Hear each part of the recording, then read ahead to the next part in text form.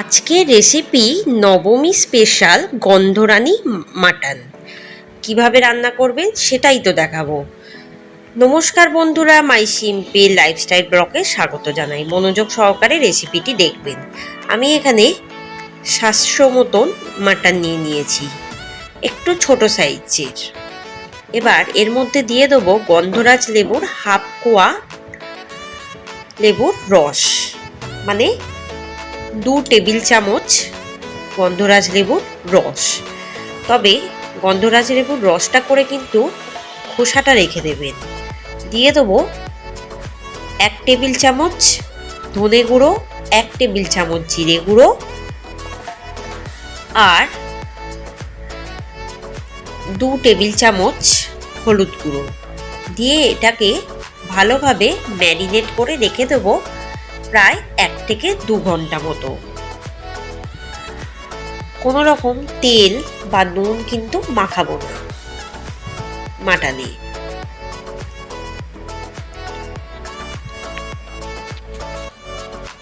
1 থেকে 2 ঘন্টা পর দিয়ে দেবো কড়াই কিন্তু 3 টেবিল চামচ সাদা তেল। তেলটা গরম হয়ে গেলে এবার আলুগুলো ভেজে নেব। আমি এখানে 4টে আলু নিয়েছি। আলুটাকে দুভাগ করে কেটে নিয়েছি। আপনারা পরিমাণ বুঝে আলুটা দেবেন। আলুটাকে একটু লাল লাল করে ভেজে নিতে হবে। আলুটা ভাজার সময় দিয়ে দেবো 1 টেবিল চামচ হলুদ গুঁড়ো। আঁচটাকে কিন্তু মিডিয়ামে রাখবো, রেখে আলুগুলো খুব লাল লাল করে ভেজে নিতে হবে।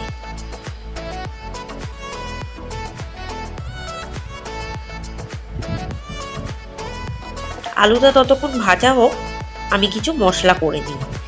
দিয়ে দেবো কয়েকটা এলাচ, দারচিনি আর লবঙ্গ। আর এখানে ইউজ করছি 4টে টমেটো, বাটার সুবিধার্থে এভাবে কেটে নিয়েছি। আমি মিক্সারে বাটবো। দিয়ে দেবো 12টা কাঁচা লঙ্কা আর হাফখানা পেঁপে খোসা ছাড়িয়ে নিয়েছি ভালোভাবে, আর 5টা ছোট সাইজের পেঁয়াজ বাটার সুবিধার্থে কিউব করে কেটে নিয়েছি। 2টো বড় সাইজের গোটা রসুনের সমস্ত কোয়াগুলো খোসা সমেত। এটা কিন্তু জল ছাড়াই পেস্ট করে নিতে হবে। একটু ঘন হবে পেস্টটা, তবে জল ছাড়াই পেস্ট করতে হবে পেঁয়াজের রস বা টমেটোর রসে। ভালো মতো বাটা হয়ে গেছে মিহিভাবে। আলুটাও ভাজা হয়ে গেছে। এবার আমি একটি পাত্রে আলুটাকে তুলে রাখবো।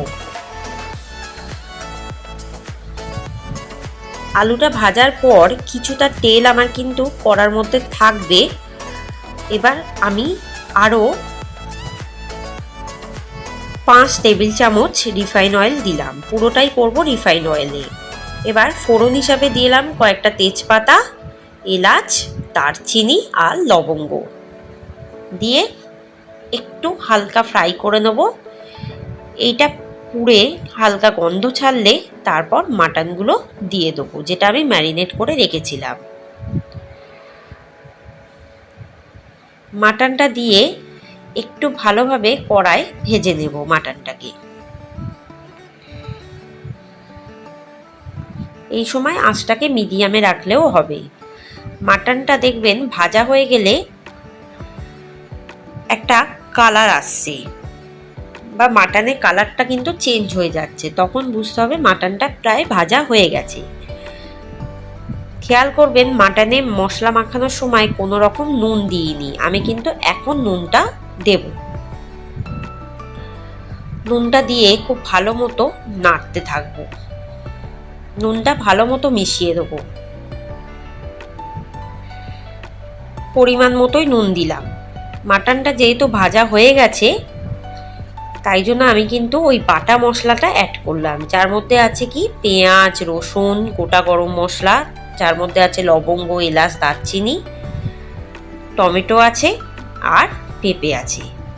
পুরো মশলাটা দিয়ে আমি কিন্তু প্রায় 15 থেকে 20 মিনিট ধরে কষতে থাকবো। এই মশলাটা যত কষা হবে তত কিন্তু স্বাদটা পরিবর্তন হবে, খেতেও টেস্টি হবে, আদা রসুনের কাঁচা গন্ধ চলে যাবে, আর পাঁঠার মাংসের যে গন্ধ থাকে সেটাও কিন্তু চলে যাবে।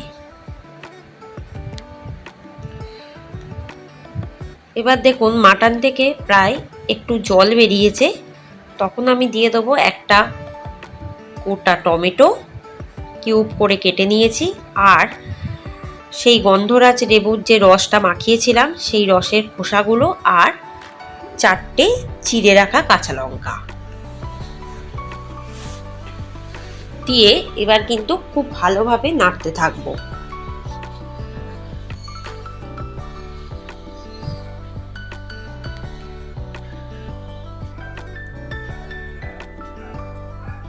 নাড়তে নাড়তে একদম কিন্তু জলটা শুকিয়ে দিতে হবে, আর দেখবেন টমেটো কুচিটাও কিন্তু গলে যাবে। এরপর আমি কিন্তু আলুটা অ্যাড করব। যখন দেখবো জলটা শুকিয়ে একটু মাখা মাখা হয়ে এসছে তখন আমি আলুটা দেব। আলুটা দিয়ে আবারও কষতে থাকবো। এরপর দিয়ে দেবো আমি গন্ধরাজ লেবুর জিস্ট, মানে গন্ধরাজ লেবুর খোসাটাকে গ্রেট করে নিয়েছি, সেটাই দিয়ে দিলাম 1 টেবিল চামচ মতো। দিয়ে এবার আরও ভালো মতো কষতে থাকবো।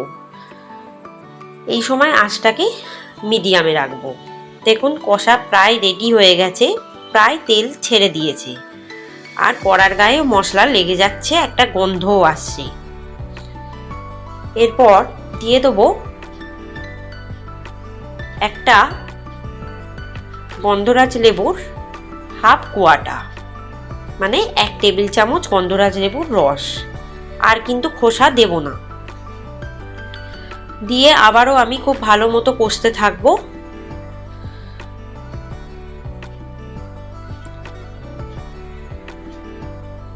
দেখুন কষা প্রায় রেডি হয়ে গেছে, কালারটা কিন্তু একদম চেঞ্জ হয়ে গেছে, একটা রেড কালার চলে এসেছে। লঙ্কার গুঁড়ো না ইউজ করেও টমেটোর কালারের মাধ্যমে লাল কালারটা চলে এসেছে কষতে কষতে, আর একটা বেশ সুন্দর গন্ধও ছেড়েছে। মশলাটাও কড়ার গায়ে লেগে যাচ্ছে। তাও এখনো আরো 5 থেকে 10 মিনিট কষাতে থাকবো। এই সময় আঁচটাকে একদম কমিয়ে দেবো। দেখুন প্রায় কষানো হয়ে গেছে, তেল অলরেডি ছেড়েও দিয়েছে খুব ভালো মতো। এবার আমি প্রেসারে দিয়ে দেবো। প্রেসারে দিয়ে আমি কিন্তু 6টা হুইসেল মারবো, যেহেতু এতক্ষণ কষিয়েছি তাই। এবার গ্রেভির জন্য দিয়ে দেবো 2 কাপ মতো উষম গরম জল। জলটা দিয়ে ভালো মতো মিশিয়ে দেবো মাংস আর আলুটাকে। এরপর প্রেসারটা গ্যাসে বসিয়ে দেবো, দিয়ে মাংসের গ্রেভির যে জলটা একটু ফুটিয়ে নেব প্রথমে হালকা করে, তারপর কিন্তু প্রেসারের ঢাকনাটা লাগিয়ে দেবো।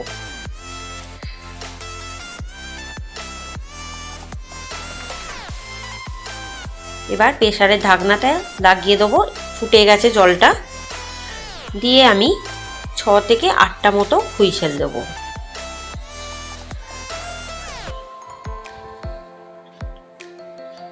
এরপর একটার পর একটা হুইসেল দেবো। দেওয়ার পর সাথে সাথে ঢাকনাটা খুলবেন না, কিছুক্ষণ পরে ঢাকনাটা খুলবেন ভাপে রেখে। দেখুন মাংসের কালারটা কত সুন্দর চলে এসেছে। লঙ্কা গুঁড়ো বা কাশ্মীরি লঙ্কা গুঁড়ো না ব্যবহার করে মাংসগুলো প্রায় সেদ্ধ হয়ে গেছে।